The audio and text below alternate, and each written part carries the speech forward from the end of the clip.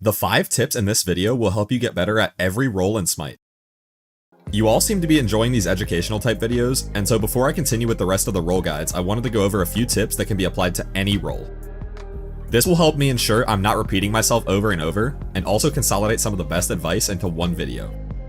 Tip number 1, communication.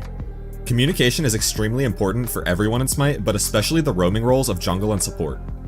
Effective communication will help your team coordinate and make better decisions. Make sure you are communicating with your team regularly and providing information about enemy movements, objective and buff timers, and other key information like if an enemy uses their relics or ult. Ask for help if you need it, but avoid being toxic and understand that there are other areas of the map your team might be focusing on. Next up, we have timing. Timing is everything in SMITE. One of the biggest learning curves new players have to go through is understanding when they should farm versus when they should rotate or look for a fight. You want to find the right balance between helping your team and helping yourself so that you don't fall behind. Knowledge of ability and relic cooldowns, objective and buff timers, and when it is the right time to return to base are also important aspects of timing. The third tip is map awareness. Map awareness is another essential skill in SMITE. By keeping an eye on the map, you can anticipate enemy movements and plan your own accordingly. This will help you and your team avoid ganks, which is a huge advantage. Wards are also an important part of map awareness. You should buy wards every time you back if you can afford to, and place them on key choke points or objectives to help maintain vision of the enemy.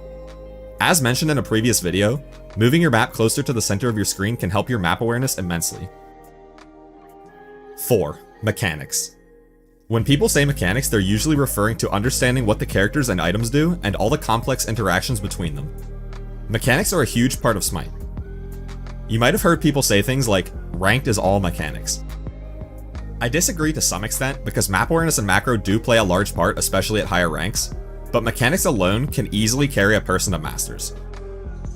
Duel is a great place to learn and practice your mechanics, but just be aware that the duel meta is usually very different than Conquest. Number 5. Mute toxic players. In SMITE, just like any other online game, you're going to encounter rude and unpleasant players. These people can be a major distraction and even bring down the morale of the entire team. If you find yourself in a game with one of these toxic players, it is important to mute them immediately. This will help you focus on the game and avoid getting caught up in their negativity. Although communication with your team is important, these people aren't interested in helping. They're just venting their anger and trying to find anyone to blame instead of accepting their mistakes. Remember, the goal of the game is to have fun, so don't let them ruin your experience. Bonus tip. Play gods that you like or are comfortable on. If you really want to get better, you're going to have to play a lot of SMITE, which is much easier when you're having fun in the process. Don't get caught up in tier lists or trying to play what's best right now. The meta does not matter nearly as much as people think it does when it comes to ranked and casuals. All that matters is that you're enjoying the game. And that's it. If you want to see more of these types of videos, please like and subscribe. Let me know in the comments which role guide you'd like to see next. You know, can't see the grass getting greener 'cause